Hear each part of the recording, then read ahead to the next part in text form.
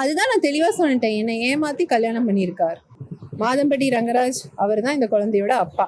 அதுக்காக தான் நான் வந்து இந்த போஸ்ட்லாம் போடுறேன். நான் ப்ரெக்னெண்ட்டாக இருக்கேன். என்னை பற்றி தப்பாக எழுதுகிற எல்லா யூடியூபர்ஸ்க்கும் நான் ஒன்று சொல்கிறேன்.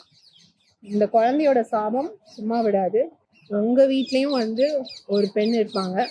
நாளைக்கு அவங்களுக்கு பாதிப்பு இந்த மாதிரி ஏதாவது ஒன்று நடந்துச்சுன்னா அப்போ நீங்கள் என்ன பண்ணுவீங்க?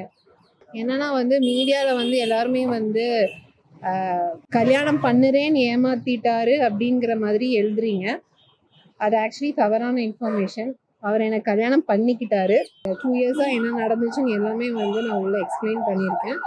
ஸோ அதுக்கு தான் இவ்வளோ டைம் ஆச்சுது. பட் எனக்கு பாசிட்டிவான ரிப்ளை கொடுத்துருக்காங்க.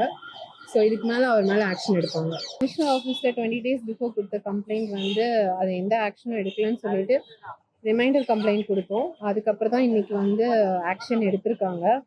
நான் வந்து இப்போவும் ஸ்ட்ராங்காக தான் எல்லாத்தையும் ஃபேஸ் பண்ணிட்டு இருக்கேன். நான் ஒன்று சொன்னேன், அப்பவும் சொன்னதான் இப்போவும் சொல்வேன். என் குழந்தைக்காக நான் எந்த எக்ஸ்ட்ரீம் வேணாலும் போய் நான் ஃபைட் பண்ணுவேன்.